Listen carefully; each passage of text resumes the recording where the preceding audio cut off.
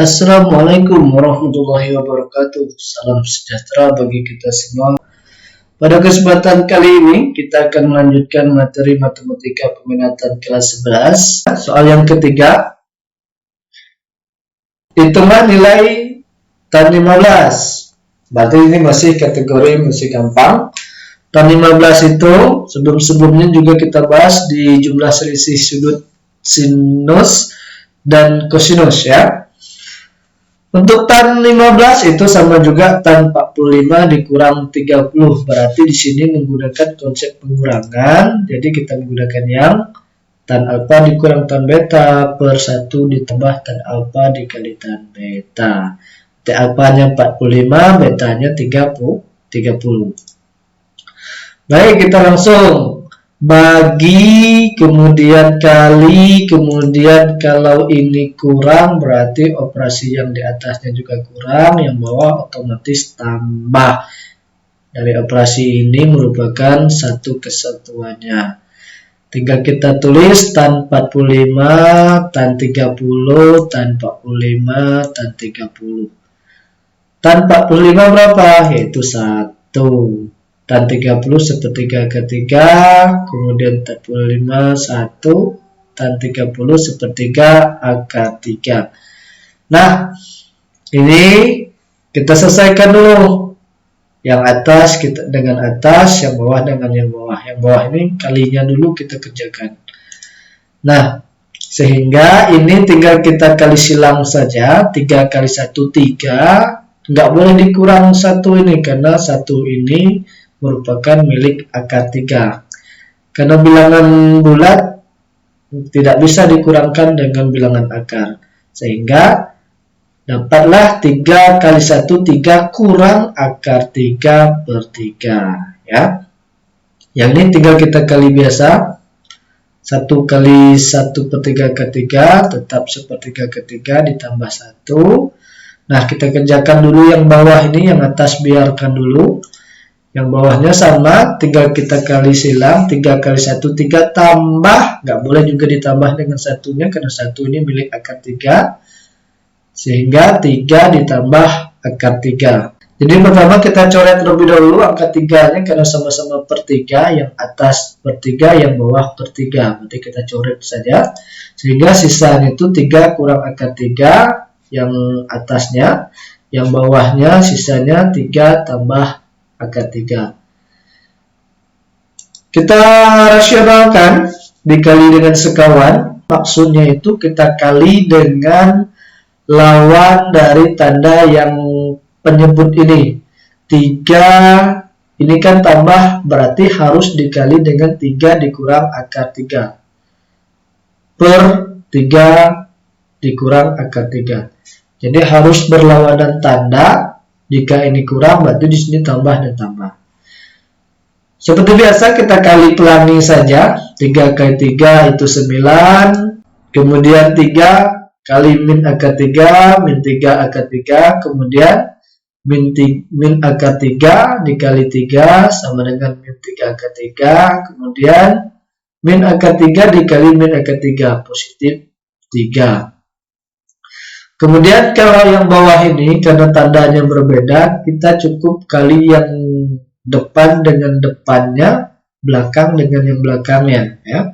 3 kali 3, 9, tambah dikali kurang, atau positif dikali negatif, itu sama dengan negatif. Akar 3 dikali akar 3, itu sama dengan 3. Kemudian kita selesaikan dulu ini yang sejenis. 9 dengan 3, berarti 9 tambah 3, 12. Min 3 kurang 3, berarti min 6. Jadi 12 dikurang 6 akar 3. Jadi penjumlahan akar ini nggak boleh dilakukan dengan bilangan bulat. Ini konsep bilangan akar. Kemudian 9 kurang 3 sama dengan 6. Nah, yang ini sama-sama kita bagi 6, 12 bagi 6, 2, kemudian 6 bagi 6, 1. Sehingga hasilnya 2 dikurang 1 akar 3, atau ditulis 2 dikurang akar 3 saja. Contoh soal yang keempat, diketahui sin A sama dengan 4/5, untuk A itu lebih besar dari Pi per 2. Pi per 2 itu berarti 180 dibagi 2. Maksudnya Pi itu kan 180. Sehingga A itu lebih besar dari Pi per 2 dan lebih kecil dari Pi. Berarti antara 90 sampai 180. Jadi A ini berada di kuadran kedua. Kuadran kedua itu berarti yang positif itu hanya sin dan kosekan, selain itu negatif. Kemudian cos B sama dengan 12 per 13, dan B ini itu dari 0 sampai Pi per 12. Antara 0 sampai 90 ya, berarti dia berada di kuadran pertama. Otomatis kalau kuadran pertama itu semuanya bernilai positif. Yang ditanya tentukan nilai tan A dikurang B. Nah, untuk jawab tan A kurang B sama bagi kemudian kali, ini karena kurang berarti atasnya harus kurang, kemudian bawah otomatis tambah sehingga dia menjadi satu kesatuan. Tinggal kita tulis tan A, tan B, tan A, tan B. Nah, itu trik kita untuk mudah mengingat materi ini. Nah, di sini tan A tidak diketahui, tan B tidak diketahui, berarti kita harus mencari terlebih dahulu dengan pendekatan yang diketahui ini, yaitu sin A 4/5 ini kita perumpamakan bahwasanya sin itu merupakan perbandingan depan per miring, berarti depannya 4, miringnya 5. Seperti ini gambarnya, kalau kita gambarkan pada segitiga, A-nya itu depannya 4, depan sisi A ini sudut A, depan sudut A-nya 4, kemudian sisi miringnya 5. Nah, yang mau kita cari adalah tan A-nya, berarti tan itu merupakan perbandingan depan per samping, ya, atau tan desa. Nah, di sini depannya kita sudah ketahui 4, sampingnya belum diketahui, berarti kita cari dulu sampingnya dengan teorema Pitagoras ya, berarti 5 kuadrat dikurang 4 kuadrat, sehingga sama dengan 25 kurang 16 yaitu 9, akar 9 itu 3. Jadi sampingnya dapat 3. Sehingga tan A itu dapatlah nilainya itu sama dengan 4 per 3. Karena ini tadi merupakan kuadran kedua, berarti nilai tan A itu harus bernilai negatif. Oke. Nah, dapat tan A-nya, tinggal kita masukkan aja nilai tan A itu. Pelan-pelan, tan A dah kita dapat, kita masukkan negatif 4 per 3, kemudian 1 ditambah tan A kita ganti juga negatif 4 per 3. Berarti kita perlu mencari tan B lagi. Untuk mencari tan B berarti kita menggunakan pendekatan dari nilai cos B sama dengan 12 per 13. Cos itu kan kita ketahui perbandingan samping per miring, cosami. Samping per miring, berarti sampingnya 12, miringnya 13. Nah, kalau kita buat perumpamaan, gambarnya seperti ini. B, sampingnya 12, miringnya 13. Berarti depannya belum diketahui. Nah, untuk mencari tan B itu, depan per samping, kita cari dulu depannya berapa, dengan teorema Pythagoras juga. Berarti 13 kuadrat dikurang 12 kuadrat. 169 dikurang 144 sama dengan 25. K25 itu 5. Jadi sisi depannya itu 5. Sehingga tan B-nya itu kita dapat 5 per 12. Karena ini kuadran pertama, semuanya bernilai positif.